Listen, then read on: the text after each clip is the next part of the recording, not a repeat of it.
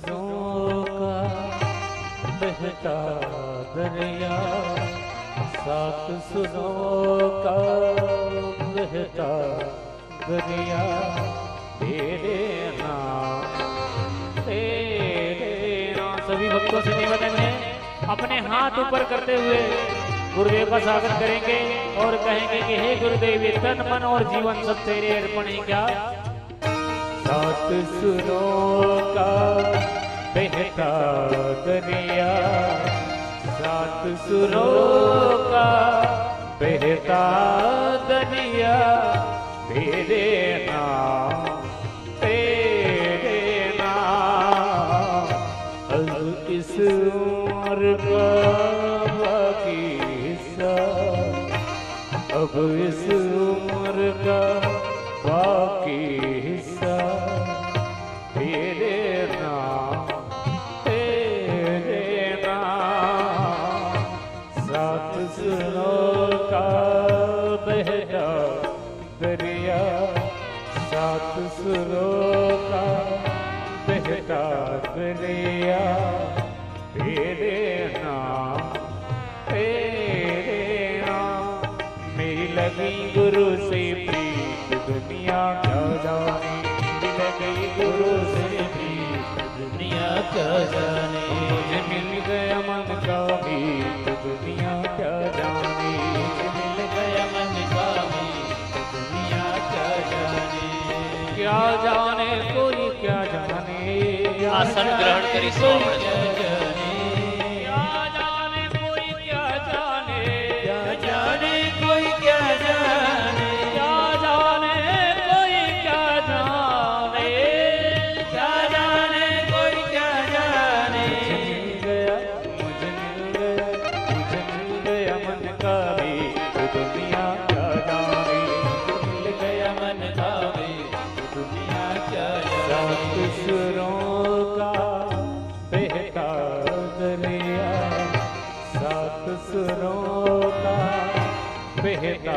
दरिया, तेरे नाम तेरे नाम। बोल सद्गुरुदेव भगवान की जय। बोलो श्री निष्कलंकी नारायण भगवान की, सद्गुरु इमाम सा महाराज की, उमिया मात की। આજે ત્રીજા દિવસમાં પ્રારંભ કરતા કથાનું રસપાન આજે આપણે પરમ પૂજ્ય મહારાજશ્રીના સ્વમુખે સાંભળીશું. ચંદન અક્ષત માટે લક્ષ્મીનારાયણ દેવ તથા હીરાલાલ શિવગણભાઈ ચંદન અક્ષત માટે જશે. હા,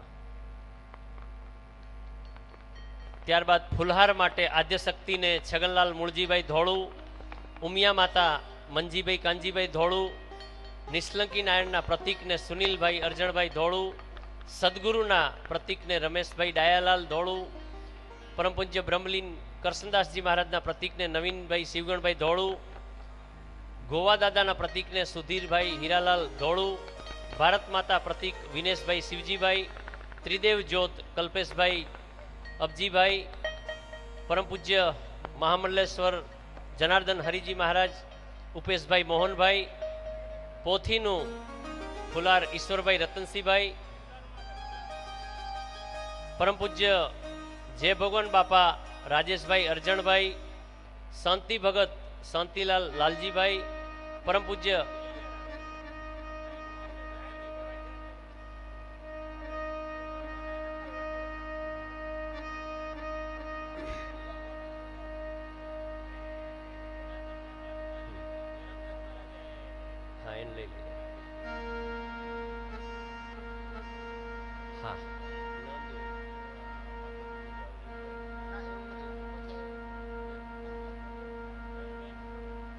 ફુલાર માટે જઈશું આપણે.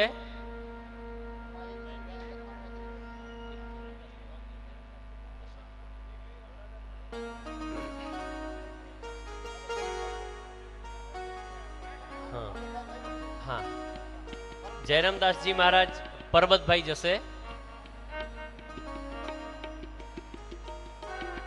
પૂજ્ય મહારાજ શ્રીને ઉપેશભાઈ, પોથીમાં ઈશ્વરભાઈ રતનસિંહભાઈ, જય ભગવાન બાપા રાજેશભાઈ અરજણભાઈ, શાંતિ ભગત શાંતિલાલ લાલજીભાઈ, પૂજ્ય છગન બાપા પ્રવીણભાઈ અરજણભાઈ વેલાણી,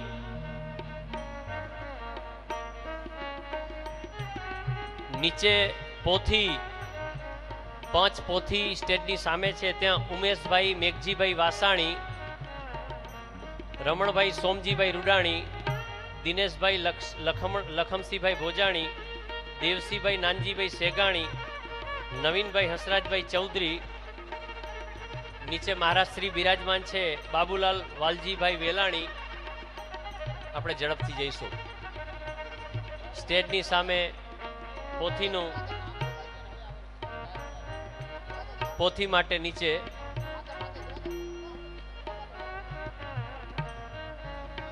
ઉમેશભાઈ મેઘજીભાઈ વાસાણી, રમણભાઈ સોમજીભાઈ રૂડાણી, દિનેશભાઈ લખમસિંહભાઈ ભોજાણી, દેવસીભાઈ નાનજીભાઈ સેગાણી, નવીનભાઈ હસરાજભાઈ ચૌધરી.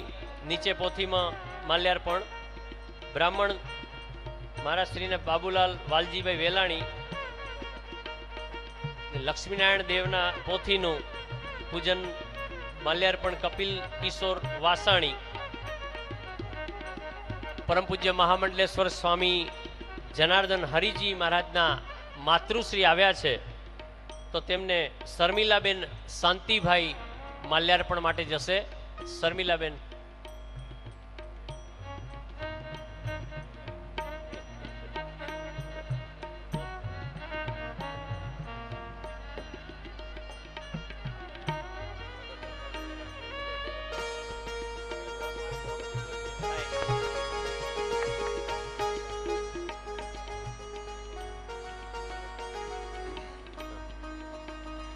પરમ પૂજ્ય મહામંડલેશ્વર સ્વામી મહારાજ શ્રીને સતપંથ મંડળ વિટવા તરફે શ્રીરામમુખી પરમ પૂજ્ય મહારાજ શ્રીને સતપંથ મંડળ વિટવા ઉર્ફ તરફે શ્રીરામમુખી માલ્યાર્પણ અને સાલ ઓઢાડીને સન્માન કરશે.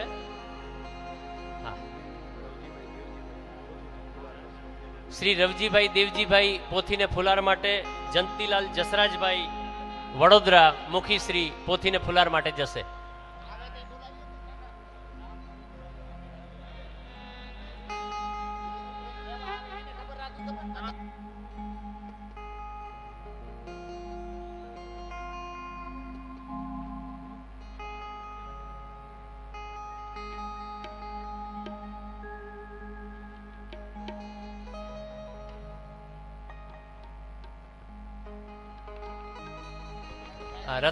રતનસિંહભાઈ દેવજીભાઈ.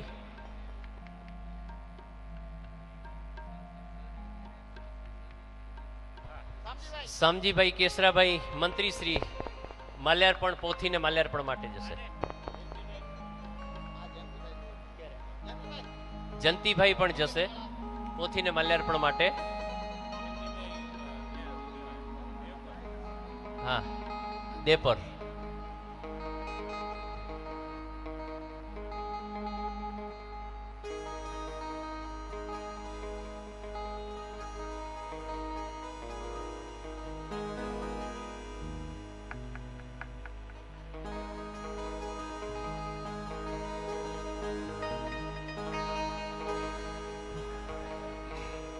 હવે આપણે સૌ આપણો આસન ગ્રહણ કરશું.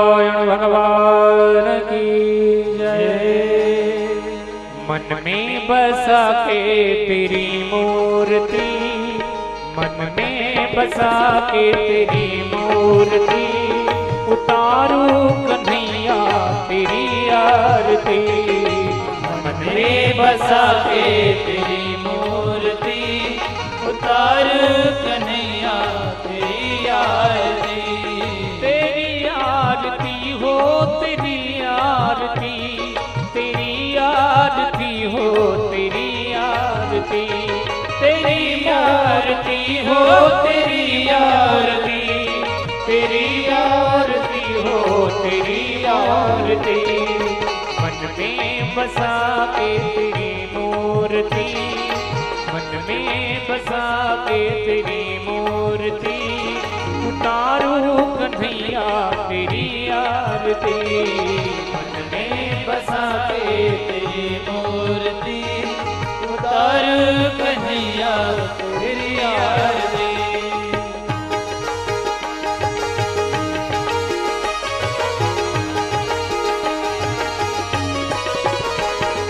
ध्यान धरूं पूजा करूं पुष्प चढ़ाऊं, ध्यान धर पूजा करो पुष्प चढ़ाओ, तेरा ध्यान धरूं पूजा करूं पुष्प चढ़ाऊं, ध्यान धरो पूजा करो पुष्प चढ़ाओ, चरणों में वंदन करूं आरती गाऊं, चरणों में वंदन करो आरती गाओ, चरणों में वंदन करूं आरती गाऊं, चरणों में वंदन करो आरती गाओ।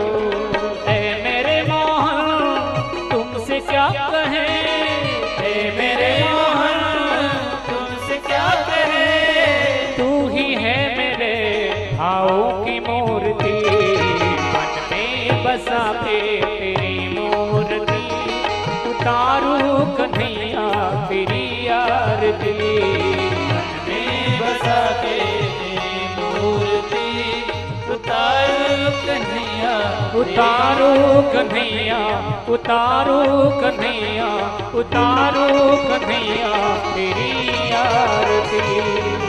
कर्पूर गौरम करुणावतारं संसारसारं भुजगेन्द्रहारं सदा वसन्तं हृदयारविन्दे भूं भवानी सहितं नमामि इत्यारार्थिकं समर्पयामि। बोलिए निष्कलंक नारायण भगवान की जय, कुलदेवी श्री उमिया मात की जय, लक्ष्मी नारायण भगवान की जय, रामापीर भगवान की जय, सद्गुरुदेव भगवान की जय, शिव नमः पार्वती वती हर हर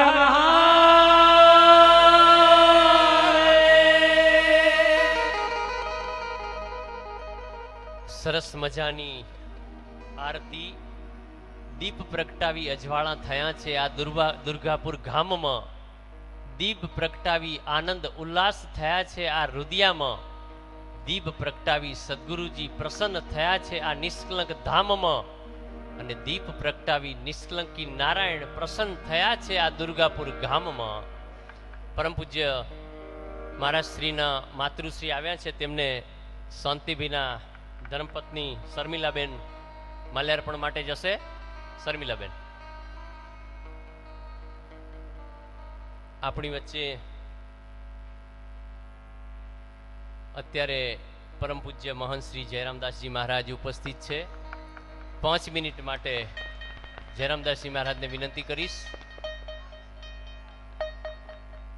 5 મિનિટ માટે આપનું આશીર્વચન. માઇક આપશો ભાઈ.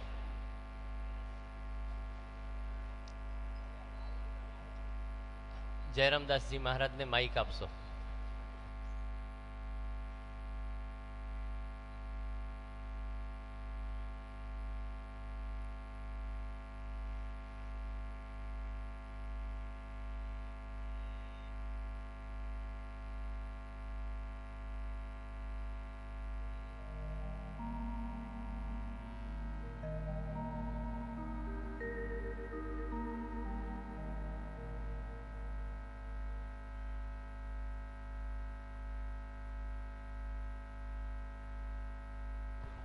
બાકીના જે કોઈ હરિભક્તો છે આસન ગ્રહણ કરીશું, શાંતિ જાળવીશું.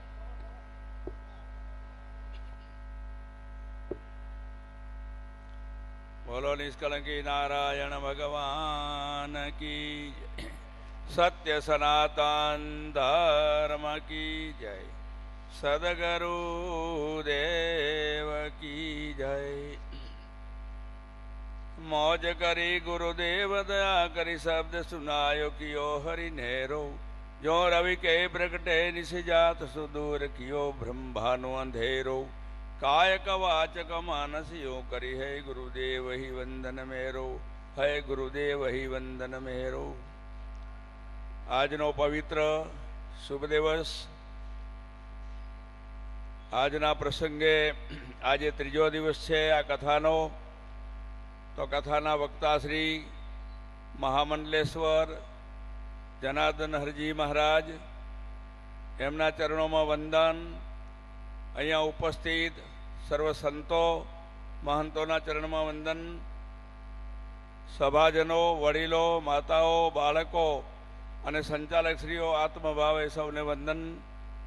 આજે આ પવિત્ર પ્રસંગની અંદર મનુષ્ય જીવાત્માઓ પોતાના મોહમાયાના બંધનમાં ગૂંચવાયેલા જીવન છે એનું પરિવર્તન કરવા માટે, ઈશ્વરમાં ભાવ જોડવા માટે જે આપણને પ્રસંગ મળ્યો છે, અનેરો પ્રસંગ છે, તો ખરેખર ધન્યવાદ છે. આ જીવાત્મા અનેક જન્મમાં ભટકતો આવ્યો છે. સંતોએ પંક્તિમાં કહ્યું છે કે પ્રેમ રત્ન અમૂલ છે, સતગુરુ સંત કે હાટ, કહે પ્રીતમ कैसे मिले मोगो माथा साठ. चेत मुसाफर चेत नगर में काल झपाटा देता है, अष्टपहर 60 घड़ियां तेरी खबर वो लेता है. सोने में तो सभी घुमाया, भटक भटक अब आया है, अब भी तेरी नींद न उड़ी, क्या कारण लपटाया है. यह जगनीय ऐसी माया, ऐसा खेल रचाया है, बाजीगर है बड़ा खिलाड़ी थी, धतिंग मचाया है. तो प्रिय सजनो, परमात्माए एवी एक रचना करी છે કે મનુષ્યને શાસ્ત્રો, સંતો, વેદો અને પુરાણોને ઉપનિષદો પોકારીને કહે છે. એક બાજુ ભગવાને પરમાત્માએ વિલાસી ચિત્ર મૂક્યું છે, બીજી બાજુ આપણને આ પોકારે છે. પણ આપણું દ્રષ્ટિકોણ મારી સમજ પ્રમાણે ભગવાનની માયાના ચિત્રમાં ગૂંચવાયેલું છે, તો એને બદલવા માટે આ કથાઓ છે. સત્સંગમાં જવાથી મનુષ્યનું માનસ પલટાય છે. સત્સંગમાં જવાથી મનુષ્ય દેવગતિ તરફ જઈ શકે છે અને આ દુનિયાના જીવન વાતાવરણમાં મનુષ્ય ત્યાંનો ત્યાં ગૂંચવાયેલો રહી જાય. એમ આપણે 4 યુગથી ભટકતા આવ્યા છીએ. આપણા હૃદયની અંદર સત્ય વાત પકડાણી નથી. પણ એક વાત એ જરૂર સમજવા જેવી છે, શાસ્ત્રમાં લખ્યું કરતા તેતા દ્વાપરના ભૂલ્યા જીવ. અહીંયા આવીને મળ્યા છીએ તો ખરેખર આપણે મેદાન છોડ્યો નથી, પણ પ્રશ્ન એ છે કે જીત્યા નથી. હવે આ જન્મમાં જીત નહીં મેળવીએ તો ચોક્કસ આગળ કાંઈક પરિણામ સારું નહીં મળે. એટલા માટે આ સત્સંગ છે, કથાઓ છે, આપણા જીવનનો થાક ઉતારવા માટે, જીવનને શાંતિ મેળવવા માટે, આત્માનું કલ્યાણ કરવા માટે અને જન્મો જન્મના પાપનું પ્રાયશ્ચિત કરવા માટે જે અવસર મળ્યો, મોકો મળ્યો હોય, એમાં ખરેખર ડૂબકી મારવી જોઈએ. અને એમાં ડૂબકી મારશું નહીં તો આપણે કાંઈક ભૂલા પડશું. પણ આપણી એક ક્યાં ભૂલ થાય છે? એક ઋષિમુનિઓ એક સૂત્રમાં કહ્યું છે કે સરસ ચંદન જૈસા સંત હૈ, ચંદન જૈસા સંત હૈ સર્પ સંસાર. તો કે लिपटा रहे पर रहे न तजे न विश्व विकार. चंदन जेवा संत છે, જગત એક સર્પ જેવું છે. કે શા માટે સર્પ કયો છે? કે સર્પ જ્યારે ગરમી પડે ત્યારે ચંદનના ઝાડવા શોધે છે. ચંદનના ઝાડવામાં એ લપટાઈ અને પોતાની શાંતિ મેળવે છે, પણ એની થોડીક ડોકી દૂર રાખે, કારણ કે ઝેર ન ઉતરી જાય. એમ આપણે પણ આ 7 દિવસનો પ્રસંગ છે, એમાં ખરેખર 7 દિવસમાં આપણું ઝેર ઉતરવું જોઈએ. શ્રીમદ ભાગવતમાં કથા આવે છે કે ધુધુકારીને પ્રેત જોનીમાં હતો તો એને ગૌકર ઋષિએ કથા સંભળાવી અને એનું ઝેર કાઢી નાખ્યું. પરીક્ષિત રાજાને શ્રાપ હતો થોભનાથનો, તો કથા સાંભળીને એનો ઉદ્ધાર થઈ ગયો. એમ આપણે પણ આ જગ્યા આવ્યા છીએ તો ખરેખર આપણે જે દિશામાં છીએ એ સારા જ છીએ, પણ ઓર એનાથી સારા બનવા માટે પરમાત્માની ઓર જાने के लिए कुछ कुछ करना चाहिए. તો ખરેખર આ અવસરમાં હું ધન્યવાદ આપું છું આપણા વક્તા શ્રી જનાર્દન હરજી મહારાજને કે એમની કોકિલા કંઠની વાણી અને એમની સમજાવવાની જે શૈલી છે બહુ સુંદર છે, અમને આનંદ થાય છે. તો આપણે ખરેખર એમાં સ્નાન કરી અને જન્મો જન્મના મહેલમાંથી આપણે મુક્તિ મેળવવાનો આ એક અનેરો અવસર મળ્યો છે. તો આજે આવો એક વિશાળ આંબો રોપ્યો છે અહીંયા ધોળો પરિવારે, અને આવું વિશાળ કાર્ય કરી રહ્યા છે. તો ખરેખર આ બધો જસ એને ફાળે જાય રહ્યો. તો વારે વારે હું ધન્યવાદ આપું છું ધોળો પરિવારને કે આવું મોટું આયોજન કરવા માટેથી તમે કદમ ઉઠાવી છે, અને આ બધાને એક શ્રોતાઓને સ્નાન કરાવવા માટે સત્સંગનું તમે આયોજન કર્યું. તો એ બદલ ધન્યવાદ આપું છું. આપ સૌને કૃપાળુ પરમાત્મા કૃપા કરે, દયા કરે અને આપણા માનસ પટને બદલાવી જઈએ, સતના રાહે જઈએ. તો આપણને આ સત્સંગનો અનેરો લાભ મળશે. પછી હતાના ત્યાંના ત્યાં ન થઈ જાય. મારવાડી લોકોએ કહેવત કહે છે, કાતા તલ કોરા ભલા, કા કુટી તેલ કઢાય, અધ કચરિયાણી કુલર કાકા મેરી દોય ગુણા સે જાય. થોરો મોયલો માને તો ભક્તિ કીજે, થોરો રુદિયો માને તો ભક્તિ કીજે, પણ દોષ ગુરાને મત દીજે. શાસ્ત્ર અને સંતો સાચું કહે છે, પણ આપણા હૃદયમાં ઘણી વખત પોતાના અહમના લીધે, પોતાની અંદર ડાપણના લીધે, હોશિયારીના લીધે શબ્દ અંદર જતા નથી. એ આપણી ખામી છે. એટલે નમ્ર બની નિર્મળ ભાવથી જેમ જલપાન કરીએ એમ સત્સંગનું જલપાન કરીશું, રસપાન કરીશું. ચોક્કસ જન્મો જન્મના પાપમાંથી મુક્તિ મળશે. પરમ કૃપાળુ પરમાત્માને પ્રાર્થના કરીએ કે આવો એક સુંદર અવસર મળ્યો છે, એનો લાભ લઈએ. અને આ જગ્યાએ જે અમને 5 મિનિટ બોલવા માટે જે સમય આપ્યો, તો વક્તાઓને ઉપકાર માનું છું અને આપણી કથાને આગળ ચલાવે. બોલો નિષ્કલગી નારાયણ ભગવાન કી જય. ધન્યવાદ પરમ પૂજ્ય મોહન શ્રી જયરામદાસજી મહારાજ. કથાના ત્રીજા દિવસના પ્રથમ ચરણમાં પ્રવેશ કરતા સદગુરુ સાહેબને કરું રે પ્રણામ, સમરું એક નિરંતર નામ. સાહેબ સમરી નિત્ય જ્ઞાને મળીએ, સગળા મનના કુલક્ષણ તળીએ. ગુરુ વચન તે સ્થિર થઈ સુણીએ, સદગુરુ બોધ તે પ્રેમે ભણીએ. ચંચલ મન તો થર થાય, ઋષિવર કરવો સમરણ ઉપાય. આવો તો પરમ પૂજ્ય મહામંડલેશ્વર સ્વામી જનાર્દન હરિજી મહારાજના સ્વમુખે જ્ઞાન કથાનું રસપાન કરીશું. પરમ પૂજ્ય જનાર્દન હરિજી મહારાજ.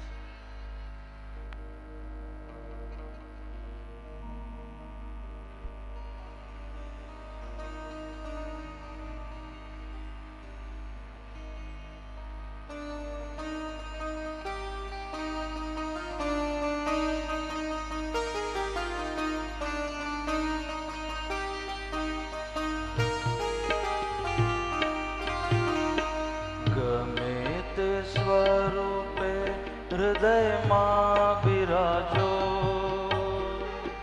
ગમે તે સ્વરૂપે હૃદયમાં બિરાજો. પ્રભુ મારા વંદન, ગુરુ મારા વંદન, પ્રભુ મારા વંદન, ગુરુ મારા વંદન, પ્રભુ મારા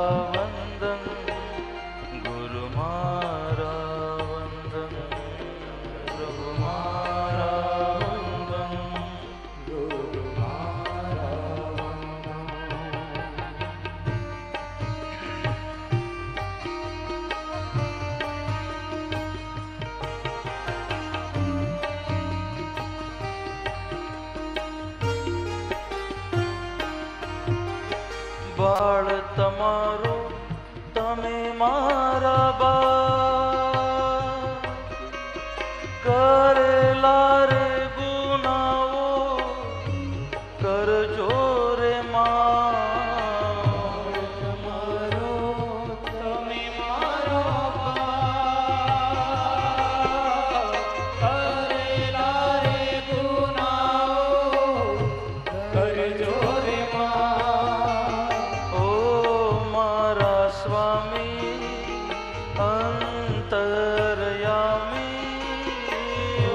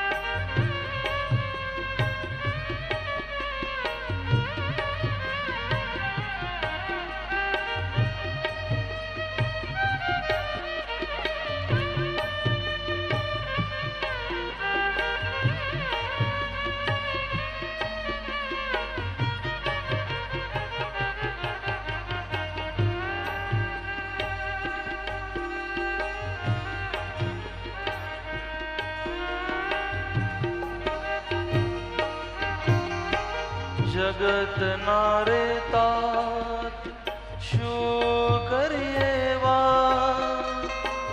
सद्बुद्धि आपो सौने मटे वाद विवाद जगत नारे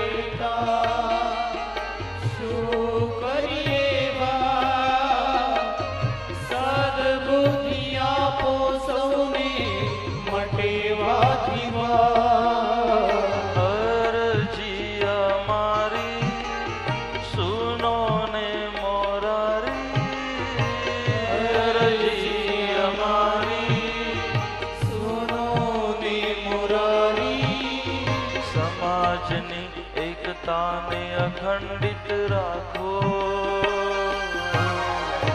गमे ते स्वरूपे हृदय मां विराजो गमे ते स्वरूपे हृदय मां विराजो प्रभु मारा वंदन गुरु मारा वंदन प्रभु मारा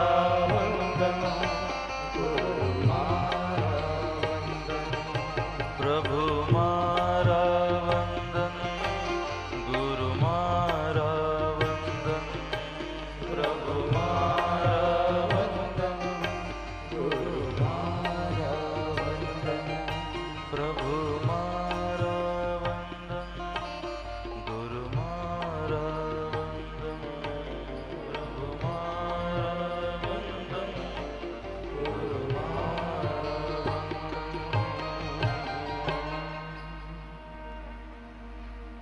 श्री निष्कलंक नारायण भगवान की श्री सद्गुरु इमाम शाह महाराज की श्री सतपंथ सनातन धर्म की लक्ष्मी नारायण भगवान की गोपाल कृष्ण भगवान की प्रभु रामचंद्र भगवान पवन सूत हनुमान की कुलदेवी उमिया मात की रामा पीर भगवान की आदि जगत गुरु करसनदास जी महाराज की जगत गुरु नानक दास जी महाराज की गुरुदेव जगन्नाथ महाराज की सब संतन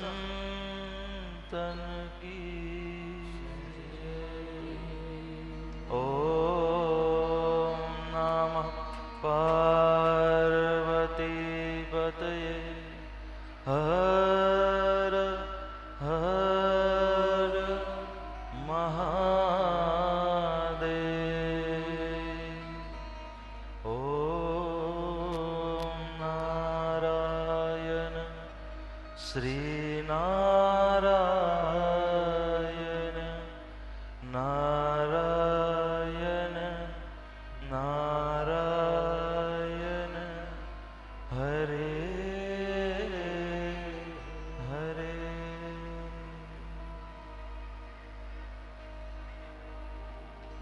ओम श्री गुरुवे नमः।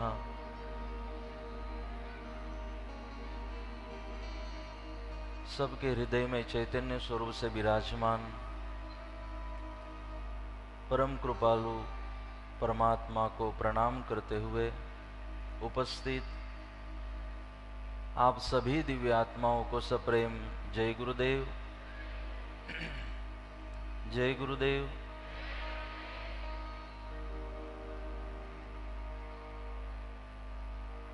परम कृपालु परमात्मा का स्मरण करते हुए इस पावन पवित्र मंगलमय प्रसंग पर उपस्थित मंच पर विराजमान परम श्रद्धेय महंत श्री जयराम दास जी महाराज एवं परम श्रद्धेय जय भगवान जी बापा, हमारे परम श्रद्धेय शांति भगत जी, परम श्रद्धेय हमारे छगन बापा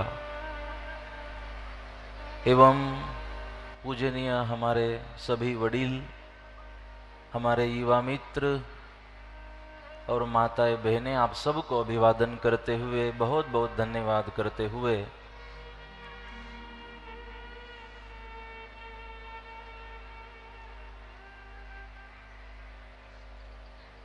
मुझे अपने आप भी एक प्रसन्नता है, संतों को भी प्रसन्नता है, और शायद जिस कुल, जिस परिवार में हमने जन्म लिया, हम सब ने, तो आज हमारे माताओं वडीलों को भी प्रसन्नता होगी। ये सब कुछ देखते हुए कि हम लोग अपने जीवन को बहुत ही अच्छी तरह जीना सीख गए हैं, जी रहे हैं। क्योंकि यहाँ हम सब जो विराजमान है, हमारे वडील कितने प्रसन्न होंगे कि हमारे ये बच्चे धर्म के लिए समय दे रहे हैं, या धर्म के लिए समय निकालने का इनका स्वभाव बन चुका है।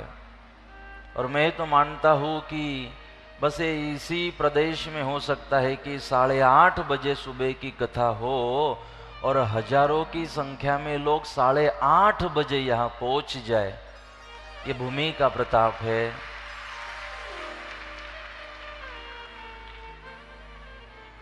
कितनी प्रसन्नता हमारे वडीलों के हृदय में होगी हमारे प्रति। और वडीलों को और चाहिए भी क्या। मैं अपनी बात करूं तो हम बहुत बड़े साइंटिस्ट होते तो शायद हमारे माँ और पिताजी को इतनी खुशी नहीं होती जितनी खुशी इस धर्म की सेवा में हमने अपने जीवन को लगाया, इससे उनको हुई होगी। क्योंकि जो हमारे वडील है उनको इससे कुछ लेना देना नहीं है कि हम कितना पैसा कमा लेते हैं, उनको कितना पैसा दे रहे हैं, उनको कितनी व्यवस्था दे रहे हैं। माँ बाप की तो प्रसन्नता होती है कि बस मेरा बेटा एक समझदारी वाला जीवन को जिए, संस्कारी जीवन जिए। बस मेरे बेटे को जब तक जिए आनंद मिले, वो प्रसन्नता से जिए। शायद दुनिया की हर माँ और दुनिया का हर बाप बेटे के इस आनंद से भरे जीवन को देखने के लिए ही जीते हैं या मेहनत किया करते हैं। और जब अपनी संतान को वो देखते हैं कि वो कथा में जाकर बैठता है, वो कथा को सुनता है, वो किसी संत से जुड़ा है, वो भगवान के चरित्र को सुन रहा है, वो मंदिर जा रहा है, पूजा में जा रहा है, वो भगवान का नाम संकीर्तन कर रहा है, वो भगवान के नाम की माला हाथों में लेकर भगवान का जाप कर रहा है, वो किसी के काम आ रहा है। ये देखते हुए वडीलों के हृदय में प्रसन्नता होती है। और मैं मानता हूं कि हमारे माँ बाप का जो ऋण होता है उससे तो हम मुक्त नहीं हो सकते, लेकिन उनको प्रसन्नता मिले ऐसा जरूर जीवन को हम जी सकते हैं। तो बेटे ने अपने जीवन को अच्छी तरह से जीना, यही अपने माँ बाप के प्रसन्नता की बात बन जाती है। तो हमारे वडीलों की कितनी प्रसन्नता होगी जो यहाँ होंगे और जो नहीं भी है भौतिक शरीर से हमारे बीच में। और हम संत भी प्रसन्न हैं कि आप अब जीवन को समझ चुके हो। वैसे तो 2 मार्ग बताए गए जीवन को जीने के। भगवत गीता में परमात्मा ने कहा कि 2 मार्ग है जीवन को जीने के। कौन से मार्ग से आपको जाना है आप नक्की करें। दोनों मार्गों का जब वर्णन आया, जिसकी चर्चा सतपंथ का जो मूल ग्रंथ है, जिससे ये पूरा साहित्य या श्रीमद् दशावतार ग्रंथ भी है, उसमें भी इसकी चर्चा आई हुई है कि दो मार्ग बताए गए। हमारे आर्य वैदिक हिंदू सनातन ये जो संस्कृति है, एक श्रेय मार्ग बताया गया और एक प्रेय मार्ग बताया गया।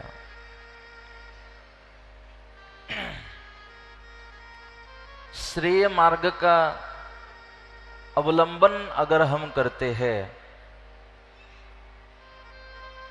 तो थोड़ा नुकसान होने की शक्यता होती है।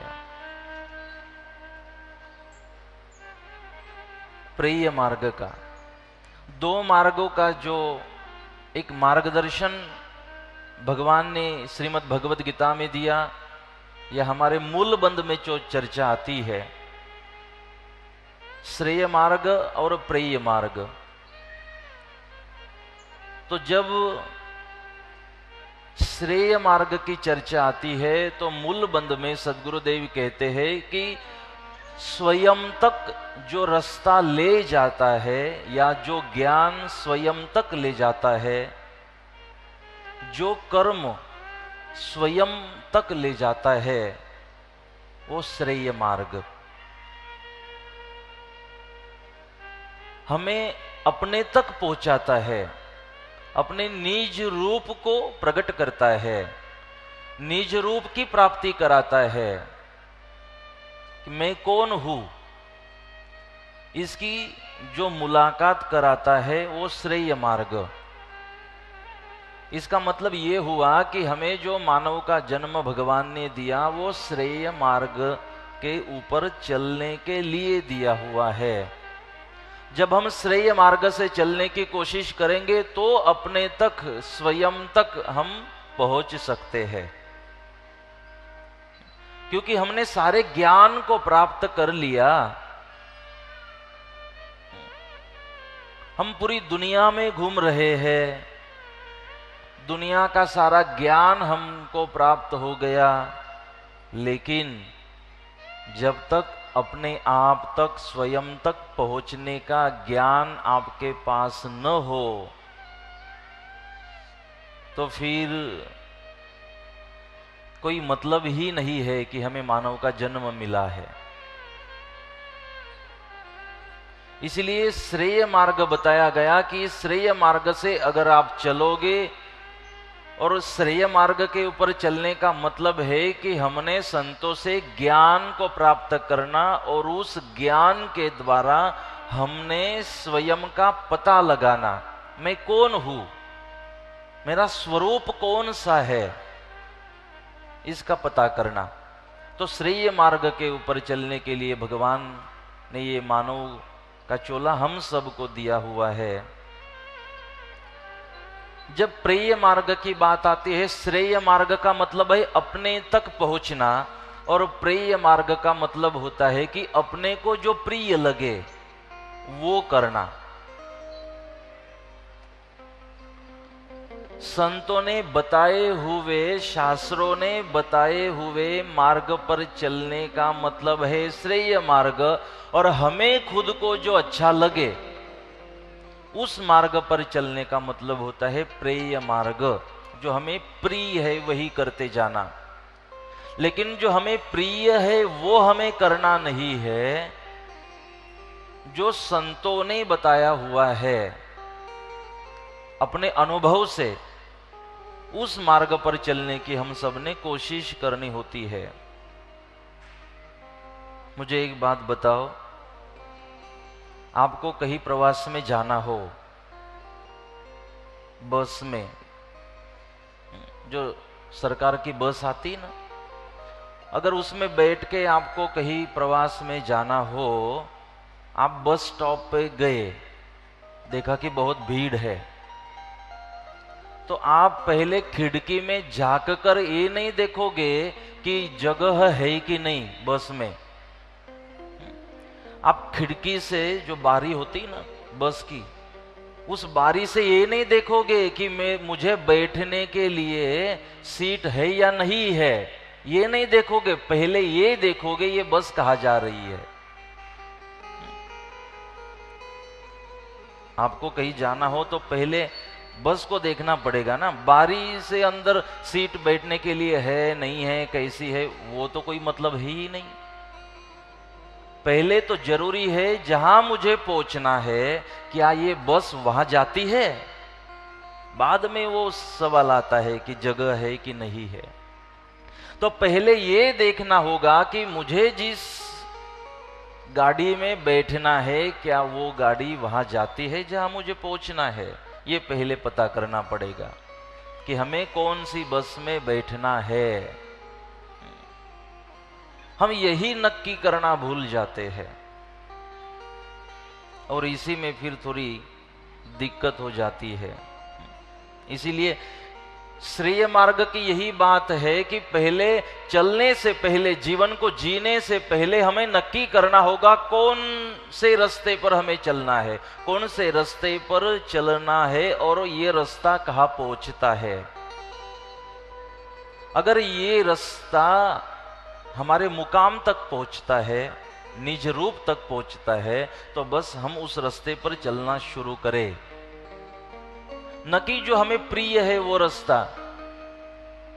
एक बहुत ही बढ़िया सुविचार है कि आप अगर रास्ते से चल पड़े हो और रास्ता बहुत खराब है, खड्डे हो गए रास्ते में, लेकिन जहां पहुंचना है वो स्थान बहुत सुंदर है, आपके कल्याण करने वाला स्थान है, तो अगर कल्याण करने वाला स्थान है तो उन खड्डों का विचार छोड़ देना, तकलीफ होने के बाद भी चल देना उस रास्ते पर।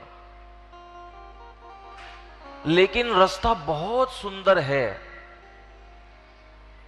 स्पीड ब्रेकर भी नहीं है, खड्डे भी नहीं है, लेकिन जहां पहुंचना है वो स्थान अच्छा नहीं है, फिर भी उस रास्ते से जाने के लिए खुद को रोक देना। हमें सोचना रास्ते के बारे में नहीं है, हमें सोचना उस ध्येय के बारे में है कि ये रास्ता कहाँ ले जाता है। अगर ये भी न समझे हो तो खास युवाओं के लिए, not follow majority, follow the right way. हमारे युवा सोचते हैं कि महाराज आप कहाँ इस रास्ते से जाने के लिए बता रहे हो, सारी दुनिया तो यहाँ जा रही है, इसलिए संतों ने कहा नॉट फॉलो मेजोरिटी। भाई बहुत सारे लोग अगर किसी रास्ते से जा रहे हो तो इसका मतलब ये नहीं होता वो रास्ता सही है। Follow the right way. अनेक लोग जा रहे हो, उस रास्ते से हमें जाना नहीं है, हमें उस रास्ते से जाना है। Follow the right way, Satpanth, हमें उसको फॉलो करना है जो सत्य का रास्ता है। सारी दुनिया एक तरफ जा रही हो, लेकिन मैं अकेला हूं जो ये रास्ते, जो सत्य का रास्ता है उसमें मैं अकेला हूं, तो फिर भी चलने की जरूर कोशिश करना, अगर वो रास्ता सत्य का है। और देखो भाई, सत्य के रास्ते पर चलोगे ना तो एक फायदा है आपको, सत्य के रास्ते पर अगर चलोगे तो उस रास्ते पर ट्रैफिक जाम नहीं होता, भीड़ नहीं होती, भीड़ कम होती है।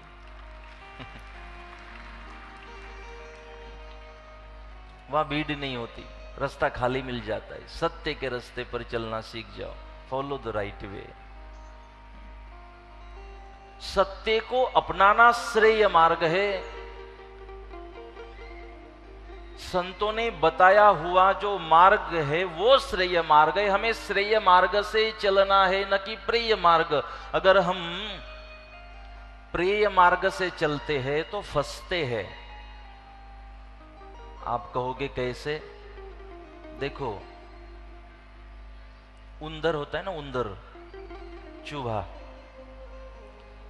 अगर घर में चूहे होते हैं तो आप वो पिंजरा रखते हो चूहे को पकड़ने के लिए, और ऐसे ही वो नहीं आता चूहा, आपको ब्रेड रखना पड़ता है पिंजरे में। आप ब्रेड रखते हो पिंजरे में, वो पिंजरे के लिए थोड़ी आता है, वो तो पिंजरे के लिए आता है चूहा, वो तो ब्रेड के लिए आता है। तो प्रेय मार्ग में फंस गया। उसने पिंजरे के बारे में नहीं सोचा, उसने सोचा ब्रेड के बारे में, और जैसे ब्रेड को खाने गया वैसे पकड़ा गया, फंस गया। प्रेय मार्ग से जा रहा था, फंस गया। और दूसरी एक टेक्निक होती है चूहे को पकड़ने की, वो चिमटा नहीं होता, वो सीधा जैसे वो उस ब्रेड को खाने जाए वहां उसके वो बैठ जाए उस पट्टी पर, वैसे ऊपर से एक वो पट्टी आती है और गले में फंस जाती है चूहे के, और चूहे की गर्दन पैक हो जाती है। वही के वही राम नाम, चूहा पकड़ा जाता है। वो नहीं दूसरी टेक्निक आती चूहे की, चूहे को जो ठीक लगे वो हम रखते हैं, और जैसे चूहा खाने आ जाता है तो उसकी गर्दन पे वो पट्टी फिट हो जाती है, पैक हो जाती है और फंस जाता है, फांसी मिल जाती है उसको, चूहे को। क्यों? क्योंकि वो प्रिय मार्ग में फंसा है, उसको जो प्रिय लग रहा था उस रसना में फंस गया, और जो प्रिय लग रहा था उसको खाने के लिए गया और पकड़ा गया। ऐसे हमारा भी होता है। हम भी अगर हमें जो प्रिय लगे उसको पाने की कोशिश करने जाते हैं तो फांसी हो जाती है, पकड़े जाते हैं। इसलिए हमें जो प्रिय है वो न करे, फंस जाओगे।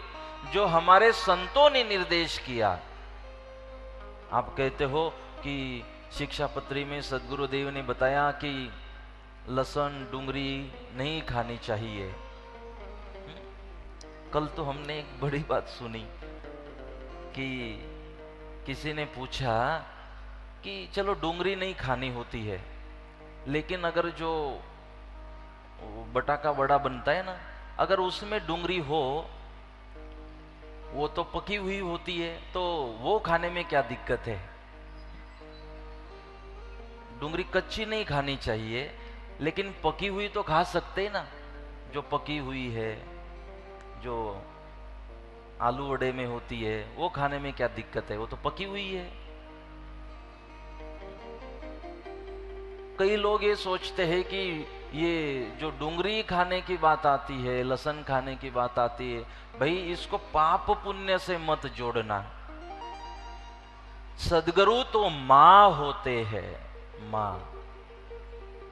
जैसे बेटे को नहीं पता होता कि उसने कौन सा भोजन करने से उसकी सेहत बनेगी, ये तो मां नक्की करती है। मां उसके सेहत का ध्यान रखती है और मां कहती है बेटा ये आपने खाना नहीं है, ये जल आपने पीना नहीं है, मां ध्यान रखती है। तो सद्गुरु का मां का स्वभाव होता है और उसी स्वभाव से उन्होंने ये नियम बताए। इसकी कोई पाप पुण्य से तुलना करने की जरूरत नहीं है। इसका अर्थ, उनके कहने का अर्थ है कि हमारी सेहत से जुड़ा हुआ ये प्रश्न है। क्योंकि डूंगरी जो है, देखो आप काटते हो डूंगरी को, या जो काटते होंगे डूंगरी को, आंख में से आंसू निकलते हैं, नहीं निकलते?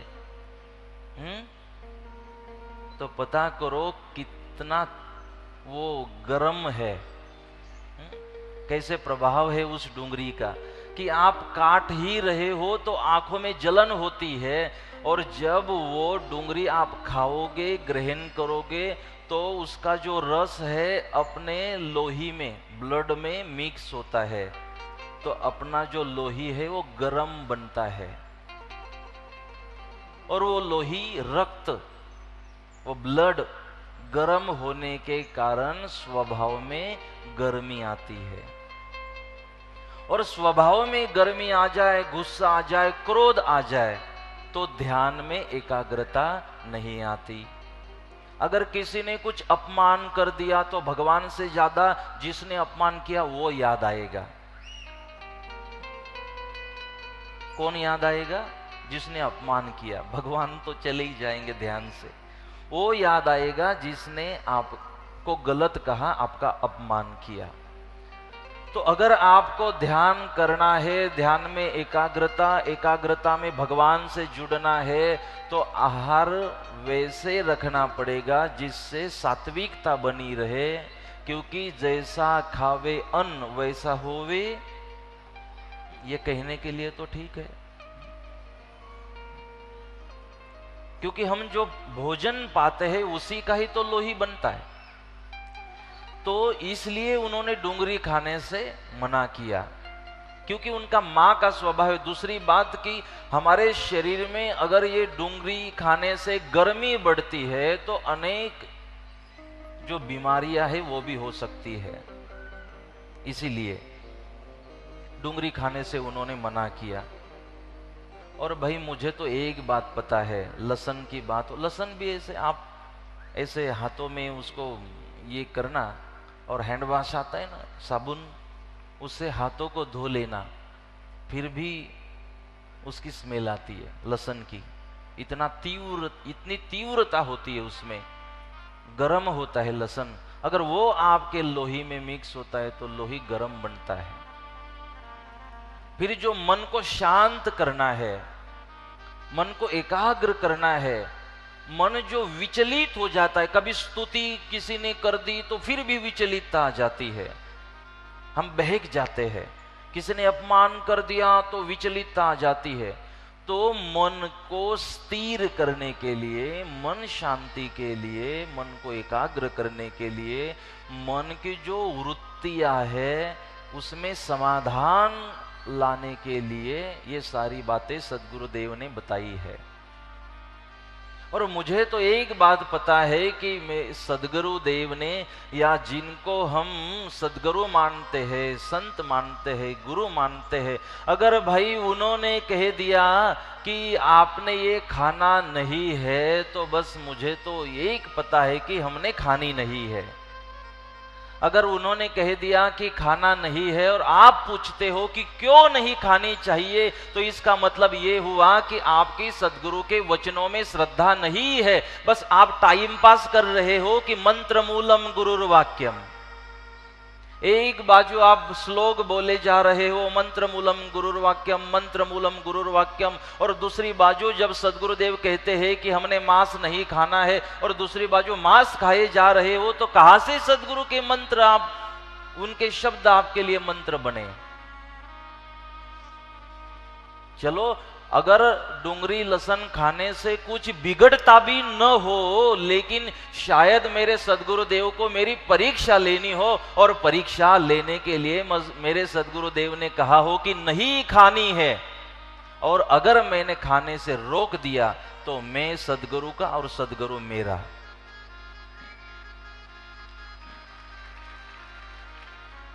अगर कुछ बिगड़ता भी ना हो, क्योंकि आज के युवा इतने एडवांस है ना, हम जितना सॉल्यूशन बताते उतना नया नया ढूंढ के लाते साइंस। इसलिए हमने तो एक ही बात अपने गुरु से सीखी है कि अगर हम किसी संत को मानते हैं, उसने कह दिया कि तेरे लिए यही जीवन है, तो बस मैंने उसी जीवन को जीना है। मैं क्यों कहूं कि ये क्यों नहीं खानी चाहिए, कुछ बिगड़ता तो नहीं है, क्या इससे पाप होगा, क्या इससे पुण्य होगा, क्यों मैं इस झंझट में पड़ूं। एक बहन संत के पास गई और संत को कहने लगी कि मेरा बाई को जहर पिलाया था और उस जहर का अमृत बन गया, क्या मैंने जहर पिया तो उसका भी अमृत बन जाएगा? बोले नहीं, तेरे लिए कोई अमृत नहीं बनेगा, मर जाएगी तू, मत पीना। बोले फिर उसका क्यों, उसका कैसे फिर जहर का अमृत बना था? सोचने की बात है। सवाल तो पता चला आपको।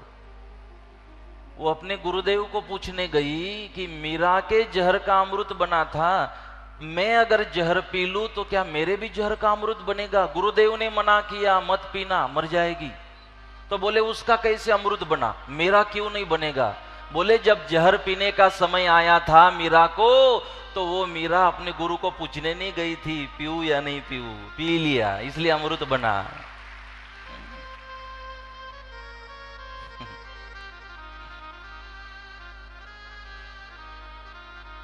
ये गुरु के ऊपर का विश्वास होता है।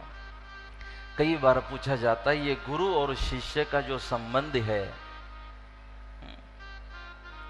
वो हम समझना चाहते हैं। मैंने उसी को आपको बता दिया। ये संबंध है कि जब जहर पीने का समय आया तो मीरा ने कहा कि बस गुरुदेव ने बताया हुआ है ना। मीरा ने कहा गुरुदेव ने बता दिया कि बस तेरे तो गिरधर गोपाल है। जब मैं मेरे गुरुदेव के दर्शन को गई थी तो मेरे गुरुदेव ने आशीर्वाद में मुझे भगवान को दिया है और मैं उस भगवान से जुड़ी हुई हूं। वो अपने गुरुदेव को पूछने नहीं गई, जहर को प्राशन कर लिया। इतनी श्रद्धा अपने गुरु के वचनों पर होनी चाहिए। हम बहुत बार सोचते हैं हमें कोई अच्छे गुरु मिले। भाई हम तो कहते हैं अच्छे गुरु मिले वो छोड़ दो, पहले अच्छा शिष्य बनने की तो कोशिश करो।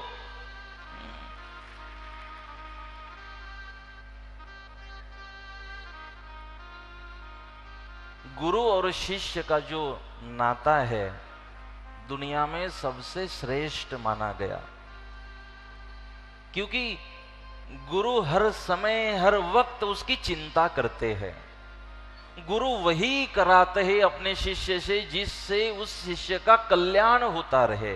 वो उसको माया में नहीं फंसने देते। जब कठोरता की जरूरत हो तो हृदय को कठोर बनाकर वो अपने शिष्य को डांटते भी है।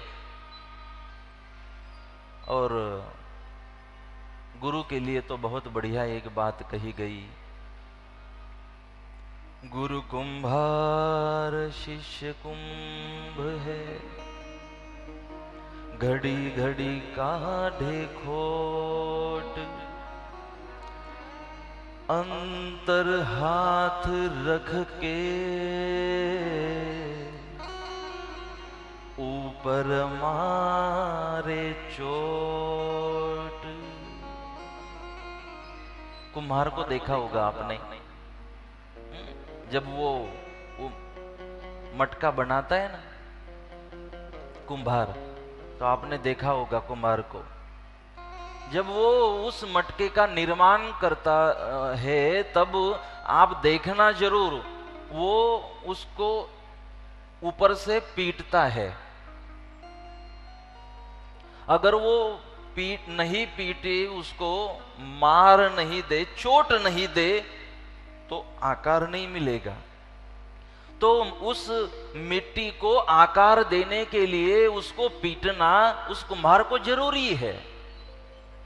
लेकिन आप उसका जो दूसरा हाथ है ना कुम्हार का, वो दूसरे हाथ को भी देखना। कुम्हार के वो एक हाथ से पीटता है और उसका दूसरा हाथ अंदर से होता है। वो संभालता भी है और पीटता भी है। संभालता इसलिए है कि पीटते पीटते आकार देते देते ये फूट न जाए, इसलिए संभालता भी है। और खाली संभालता नहीं तो पीटता भी है कि इसको आकार देना है, संस्कार देना है, इसलिए पीटता भी है। इसलिए गुरुदेव की कठोरता भी शिष्य का कल्याण करती है। और भाई देखो, गुरु का वचन शिरोमान्य होना चाहिए। अगर गुरुदेव ने किसी बात को कह दिया और आपके मन में शंका उठती है तो कहा तो गलत हो रहा है। हम कह तो देते हैं मेरे गुरुदेव में इतनी श्रद्धा है, मेरे गुरुदेव ने कहा ना कि कुएं में छलांग लगा दे तो मैं लगा दूंगा।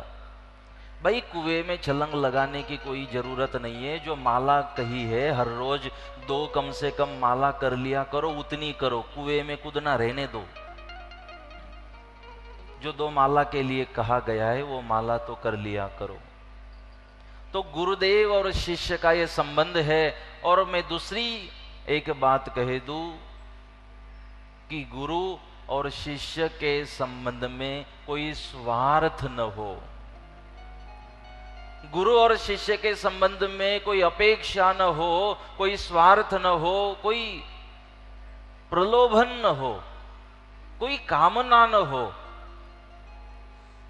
गुरु शिष्य के प्रति समर्पित हो और शिष्य गुरु के प्रति समर्पित हो और दोनों का रिश्ता फक्त दोनों का रिश्ता बस एक दूसरे के कल्याण से जुड़ा हुआ हो, न कि मेरा शिष्य मुझे कितनी दक्षिणा दे रहा है, न तो मेरा शिष्य मुझे कितनी व्यवस्थाएं दे रहा है, न तो मेरा शिष्य मेरा कितना गुणगान कर रहा है। बस गुरु शिष्य के कल्याण की कोशिश करे और शिष्य अपने गुरुदेव के कहे रास्ते पर चलने की कोशिश करे, ये दोनों का रिश्ता होना चाहिए जिसमें कोई स्वार्थ न हो। अगर इस रिश्ते में भी स्वार्थ आता है तो भाई परमार्थ होगा ही कैसे? अगर इस रिश्ते में भी कोई व्यवहार होता है, कोई स्वार्थ होता है, तो फिर प्रेम होगा कहाँ? और फिर निस्वार्थ होगा कहाँ? तो इसीलिए एक रिश्ता ये होना चाहिए। और बात आती है मंत्र, गुरु मंत्र की, कि आप चाहे जिस भगवान के मंत्र का, निष्कलंक नारायण भगवान हो, लक्ष्मी नारायण भगवान हो, जिस भगवान का आप नामस्मरण करना चाहे आप कर सकते हो। वो अपनी श्रद्धा है, विश्वास है, अनुभव है। लेकिन अगर किसी संत से हम जुड़े और उस संत के द्वारा उनके श्रीमुख से अगर हमें मंत्र मिला है तो उसको गुरु मंत्र कहते हैं। जो हमें किसी अनुभवी संत से मिला हो, जिसको गुरु करके हमने स्वीकारा है, उनके मुख से जो हमें मंत्र मिलता है वो गुरु मंत्र। और गुरु मंत्र से और कोई बड़ा मंत्र हमारे जीवन में नहीं हो सकता। क्योंकि अगर खुद से मिलना हो, उसी मंत्र को जप करने के बाद भगवान से मुलाकात करनी हो, अपने जो चक्र है, षड चक्र, उनको जागृत कराना हो,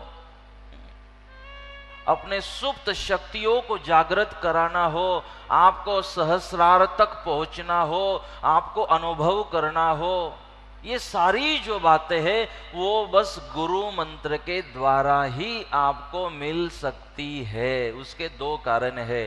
पहला कारण है कि वो हमारे गुरुदेव से मिला, जिस गुरुदेव ने उसका अनुष्ठान किया हुआ है, जिस गुरुदेव ने उस मंत्र को सिद्ध किया हुआ है, जिस गुरुदेव ने उसको सिद्ध करने के लिए अपना पूरा जीवन व्यतीत किया है, जिस गुरुदेव ने उस मंत्र को सिद्ध करने के लिए तप जप अनुष्ठान किया हुआ है, इसीलिए उस मंत्र में ताकत होती है और वो मंत्र हमें मदद करता है। और दूसरी बात कि हमने श्रद्धा से अपने गुरु के द्वारा उस मंत्र को लिया हुआ है और ये श्रद्धा काम कर जाती है, वो विश्वास काम कर जाता है और हमारी भगवान से मुलाकात होती है। तो सबसे बड़ा मंत्र हमारे लिए होना चाहिए जो हमारे गुरुदेव के श्रीमुख से हमें मिला है, जो कान में हमें मिलता है, वो मंत्र, कान मंत्र जिसको कहते हैं, वो मंत्र हमारे लिए सबसे जरूरी है। उसी मंत्र का जाप करना जरूरी है, क्योंकि वो सिद्ध पुरुष के द्वारा हमें मिलता है। क्योंकि जब कोई गुरुदेव मंत्र देते हैं, गुरु मंत्र अपने शिष्य को, तो उस मंत्र को देने से पहले कितनी बार उस मंत्र का उन्होंने जाप किया है, जाप कर उन्होंने उस मंत्र के द्वारा अनुभूति की हुई है। अगर ये भी आप न समझे हो तो गुरु के मंत्र को, गुरु मंत्र बहुत बड़ा हमारे लिए इसलिए बन जाता है क्योंकि गुरु के द्वारा, मतलब गुरु का ISI मार्क लगा हुआ होता है, गुरु से प्रमाणित हो जाता है। और फिर जब गुरु मंत्र मिल जाए तो फिर और किसी के प्रमाण की हमें जरूरत नहीं रहती, बस उस मंत्र को उपयोग में लाना होता है, न कि शंकाओं को लाना।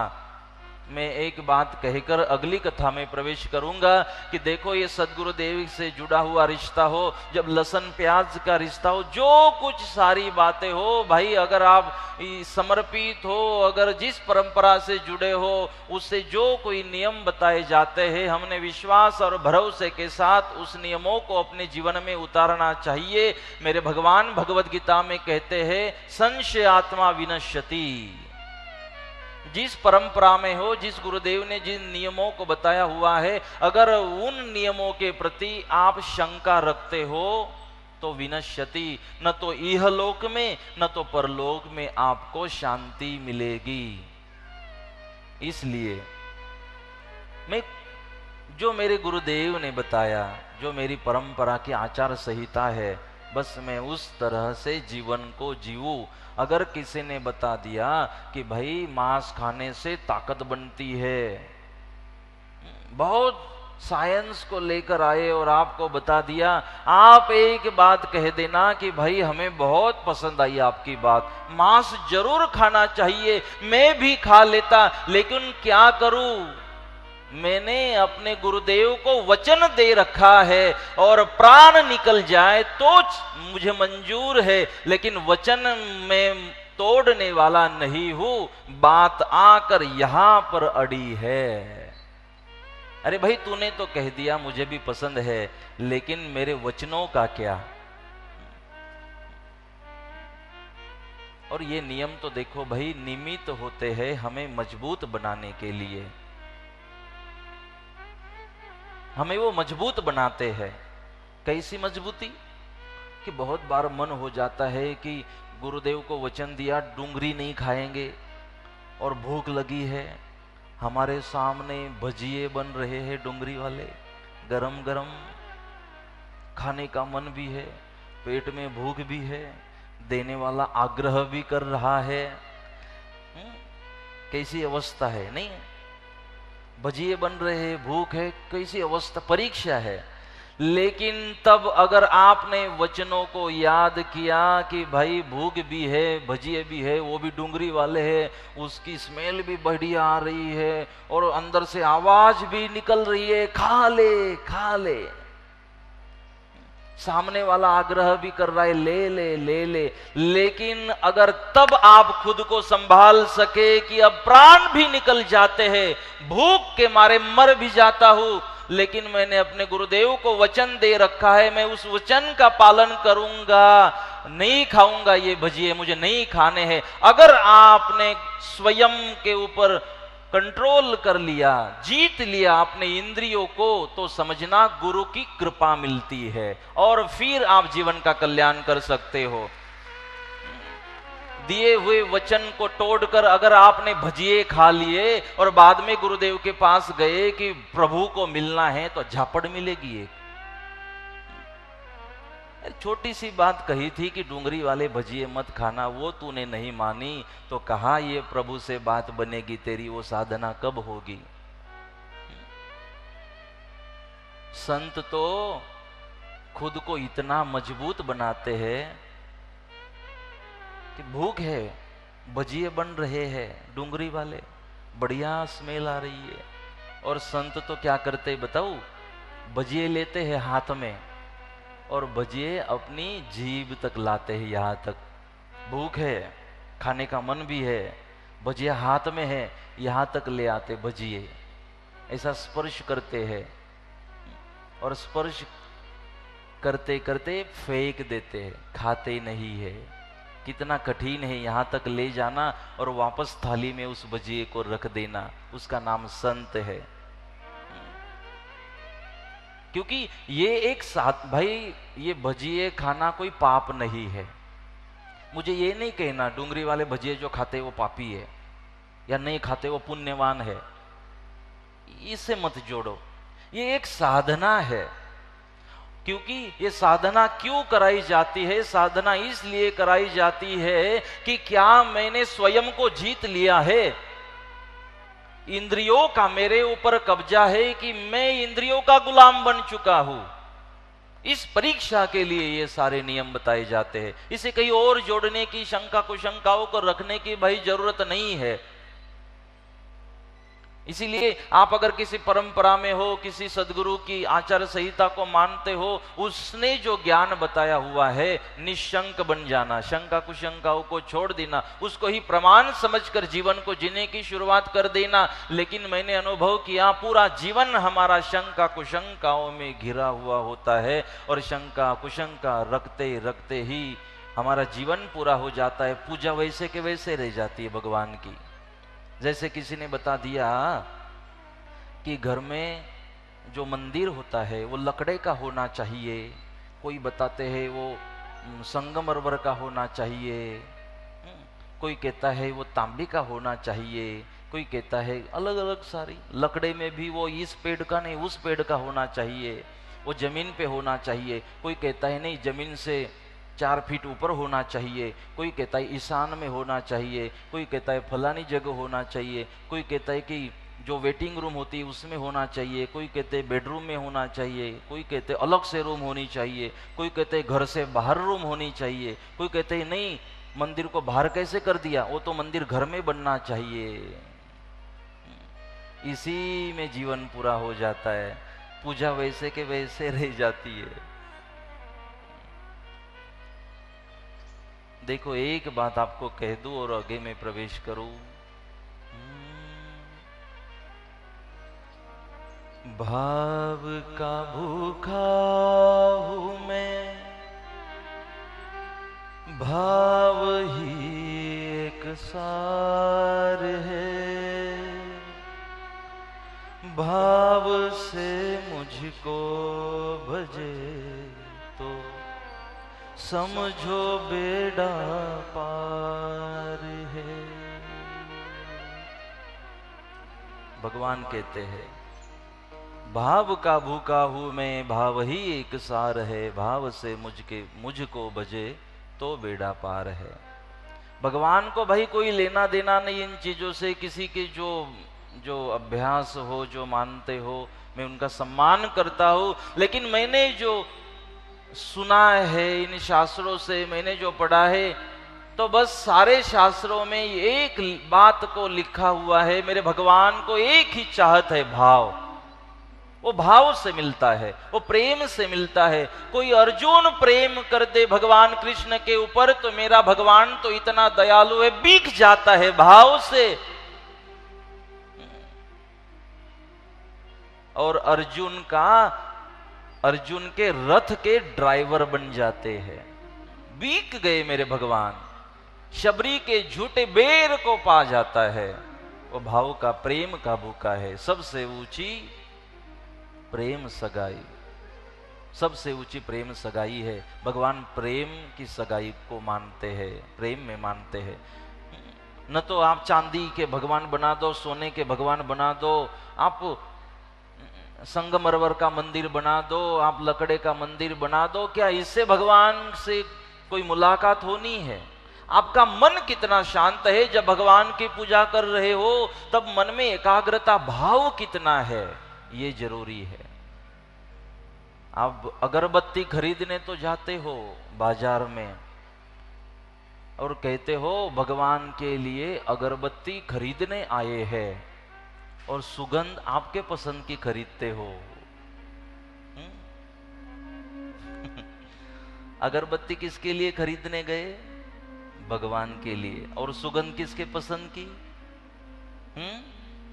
सुगंध अपने पसंद की। ये सोड़ी गड़बड़ हो रही है। कहने का मतलब है कि भगवान को कोई इन चीजों से लेना देना नहीं, वो भाव का भूखा है। मेरे कहने का भाव है कि हमने श्रेय मार्ग से जाना है, और श्रेय मार्ग का मतलब है, मेरे सदगुरुदेव ने जो कह दिया वो मुझे प्रमाण है। सिर कट जाए, मुझे उस श्रेय मार्ग से ही जाना है, जो श्रेय मार्ग मुझे अपने आप तक ले जाता है, खुद तक ले जाता है। और प्रेय मार्ग, श्रेय मार्ग का मतलब जो सदगुरुदेव ने बताया, और प्रेय मार्ग का मतलब जो मुझे अच्छा लगता है। प्रेय मार्ग में जाओगे तो उंदीर जो है ना, उंदर, उसकी तरफ फांसी होगी, उंदर की तरह पिंजड़े में बंद हो जाओगे। देखो, अगर कोई उंदर पिंजड़े में फंस जाता है तो घर का मालिक क्या करता है? उस पिंजरे को उठाकर खेत में छोड़ाता है चूहे को। सच्ची बात है ना?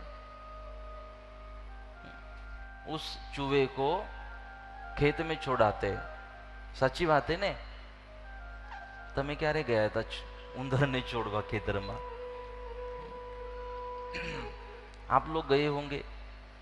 अगर चूहा पिंजरे में फंस जाता है उस ब्रेड के कारण, तो आप उस पिंजरे को पकड़ के जाते हो खेत में, चूहे को छोड़ देते हो। अब जो चूहा अगर वापस घर में आ जाए तो उसको अनुभव है, वो अब उस पिंजरे में नहीं जाएगा। उसको पता है दिख तो रहा है वो ब्रेड, लेकिन फंसने वाली चीज है। अनुभव है, वो नहीं जाता ब्रेड को खाने। वहां अनुभव हो गया। ये हो गई भाई उंदर की बात, जो इतना छोटा सा जीव है। मैं अपनी आप की बात कर रहा हूं कि वो एक बार उंदर पिंजड़े में फंसा था तो सीख गया, और बाद में पिंजड़े में नहीं फंसा। हम तो बार बार मर रहे हैं और बार बार पिंजड़े में फंस रहे हैं। पहले कृता युग में भी, त्रेता में, द्वापर में और आज कलयुग में भी। हमारी आत्मा तो फंस रही है ना पिंजड़े में।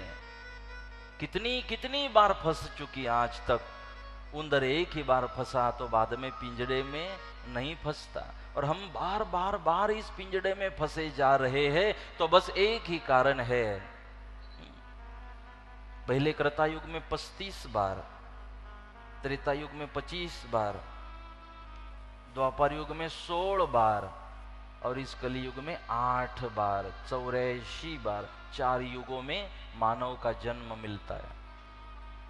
तो 35, 25, 16 बार हम फंस चुके हैं 3 युगों में इस पिंजड़े में। फिर भी हम नहीं सुधरे, फिर भी हम नहीं सीखे कि अब पिंजड़े में जाना नहीं है। तो पिंजड़े में इसलिए जाना पड़ता है क्योंकि प्रिय मार्ग में हम फंस जाते हैं। जो हमें प्रिय लगे उसको करने जाते हैं और फंस जाते हैं। पिंजड़े में फंसने का मतलब है कि वापस मृत्यु के बाद वापस हम किसी शरीर को, पिंजड़े को धारण कर लिया करते हैं। तो अब हमने पिंजड़े में फंसना नहीं है। फंसना है, अगर आपने नक्की किया कि नहीं फंसना है तो प्रिय मार्ग को छोड़ दो, अपने को जो प्रिय लगे उसको छोड़ दो, और मेरे सदगुरु देव ने जो कहा उसको जीना शुरू कर दो, तो बेड़ा पार है। तो आइए 2 मिनट के लिए नाम संकीर्तन करें, फिर अगली कथा में हम प्रवेश करेंगे।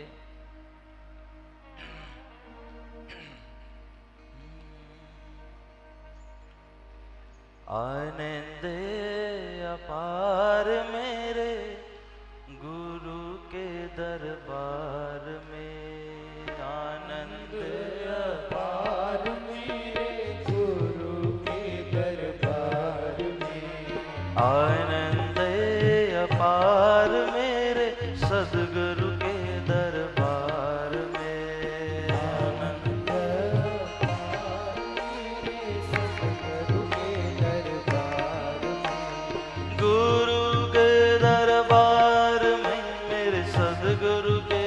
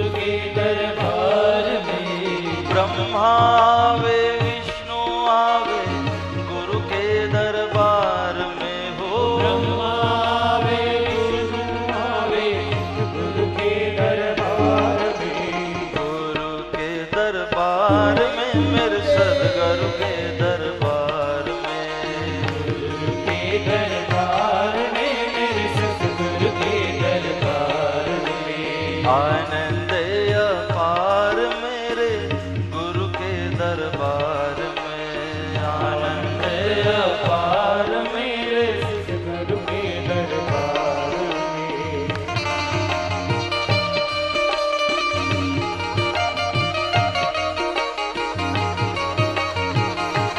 जय हो।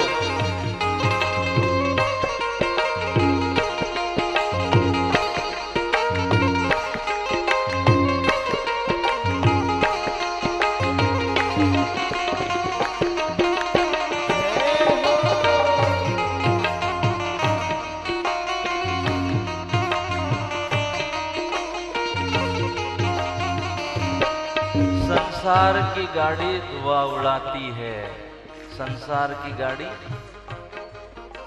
धुआं उड़ाती है, प्रदूषण करती है, लेकिन हरि नाम की गाड़ी आनंद बरसाती है, माधुर्य बरसाती है। आइए दोनों हाथों से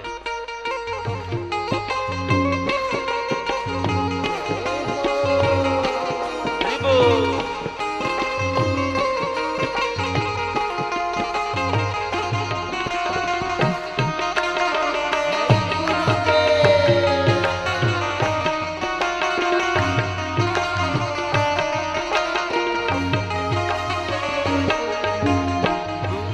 आवे महंत आवे गुरु के दरबार में, संत आवे महंत आवे गुरु के दरबार में। युवा आवे वृद्धो आवे गुरु के दरबार में, युवा आवे वृद्धो आवे गुरु के दरबार में। गुरु के दरबार में मेरे सदगुरु के दरबार में, गुरु के दरबार में मेरे सदगुरु के दरबार में। आनंद अपार मेरे गुरु के दरबार में, आनंद अपार मेरे गुरु के दरबार में। गंगा वे जमुना वे गुरु के दरबार में हो, आवे जमुना आवे गुरु के दरबार में। गंगा वे जमुना वे गुरु के दरबार में हो, आवे जमुना आवे गुरु के दरबार में। क्षिप्रा वे नर्मदा वे गुरु के दरबार में हो, क्षिप्रा आवे वे आवे गुरु के दरबार में। उज्जैन में कुंभ चल रहा है और कुंभ में क्षिप्रा नर्मदा में स्नान लोग कर रहे हैं, लेकिन आज मेरे सदगुरु के दरबार में जो उपस्थित है उनको उज्जैन जाने की मुझे नहीं लगता कि जरूरत है। माँ क्षिप्रा और माँ नर्मदा आज यहाँ उपस्थित है सदगुरु के दरबार में, और यहाँ हम सब स्नान कर रहे हैं माँ क्षिप्रा में, और यहाँ बैठे बैठे उज्जैन जाने का लाभ मिल रहा है, क्योंकि मन चंगा तो काठोट में गंगा। हम मन से माँ क्षिप्रा का स्नान कर रहे हैं, मन से माँ नर्मदा का स्नान, गंगा का स्नान कर रहे हैं, अपने जीवन को पवित्र बना रहे हैं। आइए दोनों हाथों से ताली बजाते हुए स्नान करें, हृदय को पवित्र करें, मन को पवित्र करें।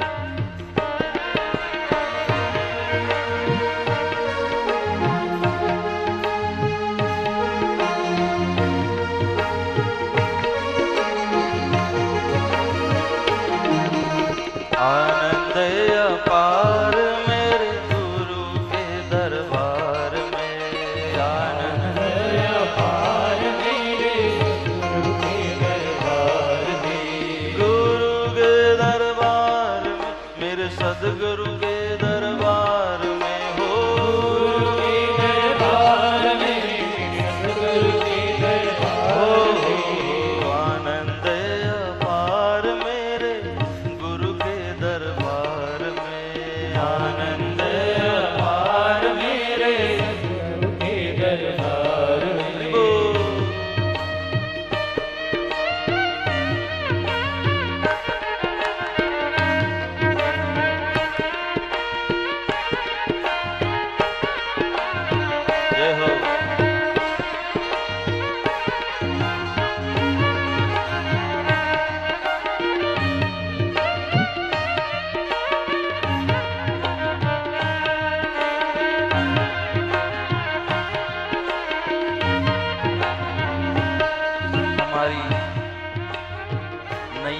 पार हो रही है, भव सागर से पार हो रही है, किनारे पर पहुंच रही है, भगवान तक पहुंच रही है, जीवन का कल्याण हो रहा है, भगवान से मुलाकात हो रही है, हृदय के दोष मिट रहे हैं। सदगुरु के इस दरबार में आनंद अपार, मेरे गुरु के दरबार में आनंद अपार, मेरे सतगुरु के दरबार में आनंद अपार, मेरे सदगुरु के दरबार में आनंद अपार, मेरे सतगुरु के दरबार में सदगुरु के दरबार में सतगुरु के दरबार में सदगुरु के दरबार में मेरे सदगुरु के दरबार में मेरे सदगुरु के दरबार में सतगुरु के दरबार में मेरे सदगुरु के दरबार में सतगुरु के दरबार में मेरे सदगुरु के दरबार में सतगुरु के दरबार में सदगुरु के दरबार में सदगुरु के दरबार में निष्कलंक नारायण भगवान की, लक्ष्मी नारायण भगवान की।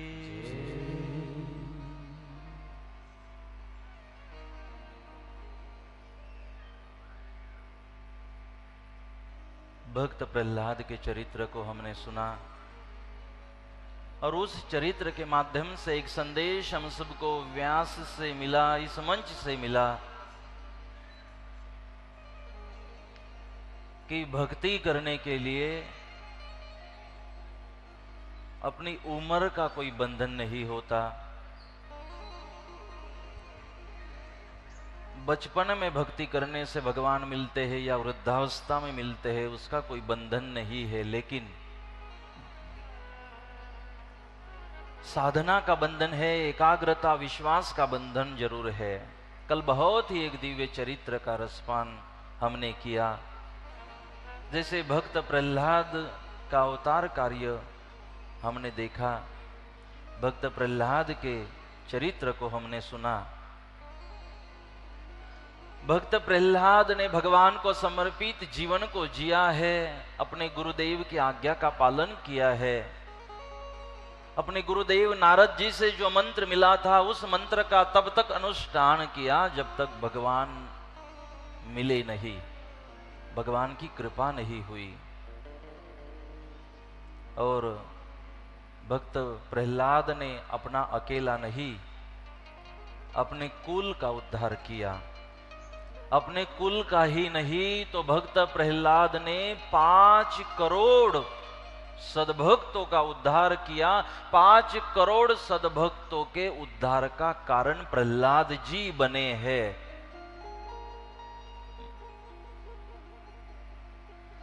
और पहले कृता युग में 4 अवतारों का चरित्र हमने सुना।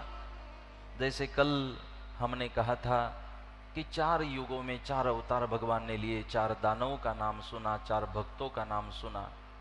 पहले कृता युग में अमरतेज ऋषि युग प्रवर्तक माने गए, युग गुरु माने गए, और नरसिंह भगवान युगावतार माने गए। और नरसिंह भगवान का जाप, नरसिंह भगवान का नामस्मरण, नरसिंह भगवान का पूजन श्रेष्ठ माना गया, क्योंकि पहले कृतायुग में प्रमुख अवतार में नरसिंह भगवान का नाम आता है। उसी तरह पहले कृतायुग में जो प्रमुख दिशा मानी गई वो उत्तर दिशा मानी गई। पहले कृतायुग में जो विश्व ब्रह्मांड के पूजन का कलश था वो सोने का, सुवर्ण का माना गया।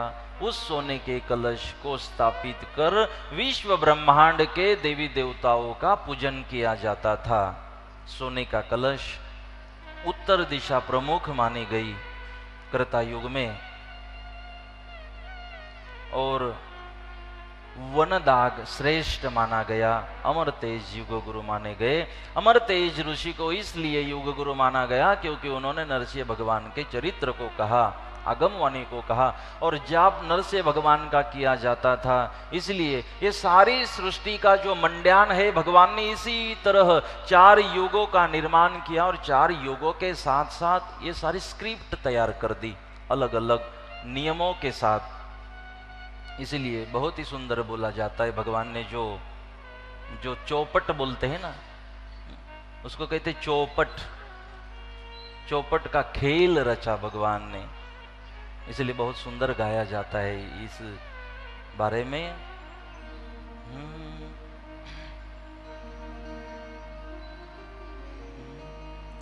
खेलिया खेलिया खेलिया रे मारा सदगुरु ये चौपट खेलिया रे। खेलिया खेलिया खेलिया रे मारा सदगुरु ये चौपट खेलिया रे। पहलाद युग मारे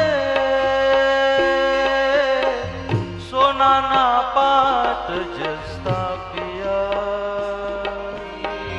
सोना ना पाट जस्ता पिया। पहलाद युग मारे सोना ना पाट जस्ता पिया, सोना ना पाट जस्ता पिया। एवा सोना ना कलश पूजाव्या रे मारा सदगुरु ये चौपट खेलिया रे। एवा सोना ना कलश पूजाव्या रे मारा सदगुरु ये चौपट खेलिया रे। ऋग वेदना रे वारावरताव्या रे हो, वारावरताव्या हो। एवा नरसिंह ना जाप जपाव्या रे मारा सदगुरु ये चौपट खेलिया। एवा नरसिंह ना जाप जपाव्या रे मारा सदगुरु ये चौपट खेलिया रे। 5 करोड़ नारे भरण भराविया हो, भरण भराविया हो। एवा भक्त प्रहलाद ने उगारिया रे मारा सदगुरु ये चौपट खेलिया रे। एवा भक्त प्रहलाद ने उगारिया रे मारा सदगुरु ये चौपट खेलिया रे। खेलिया खेलिया खेलिया रे मारा सदगुरु ये चौपट खेलिया रे। खेलिया खेलिया खेलिया रे मारा सदगुरु ये चौपट खेलिया रे। मारा सदगुरु चौपट खेलिया रे। मारा सदगुरु चौपट खेलिया रे। मारा सदगुरु चौपट